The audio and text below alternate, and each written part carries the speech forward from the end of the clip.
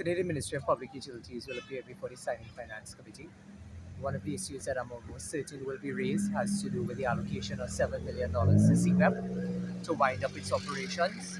As you're aware, CEPEP has several facilities across the country and also employees at the main office, which is really a handful of employees there. So therefore, we will engage. I've already spoken to the permanent secretary up to yesterday about wrapping up the operations of the company itself. The government has announced an initiative in terms of a recruitment drive of persons across the length and breadth of the country to be absorbed into over 20,000 jobs in the first instance. That is the first phase of this. You will hear more from line ministers as they go into the Senate. The budget will then go into the Senate after completed at the Standing Finance Committee.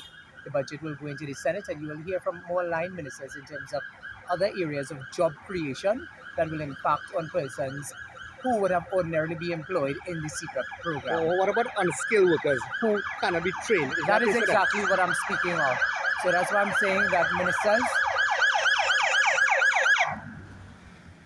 ministers will speak to that. There are other components. As you know, the National Maintenance Training Services Company falls under the Ministry of Public Utilities.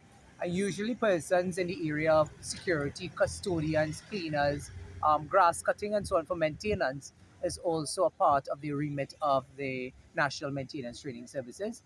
So you will hear more about the expansion of that program under the Ministry of Public Utilities to address some of those concerns. And would there also be a program to empower people? In other words, take them out of these programs and work on their own, creative entrepreneurs then. I'm happy that you asked that question, because one of the things that we said earlier Clark, is that we cannot only have a nation of grass cutters. It must be that we empower people to take them into more sustainable employment. The Honorable Prime Minister announcing on Sunday the first phase, and I want to remind Trinidad and Tobago, it's the first phase. There will be other phases that will be rolled out of the creation of 20,000 sustainable jobs. So exactly what you are speaking about in terms of getting people into more sustainable employment will be one of the areas that we are looking at. The other area will be business creation, small and medium enterprise development, and the Minister of Labour will speak to that as well. Thank you very much, sir.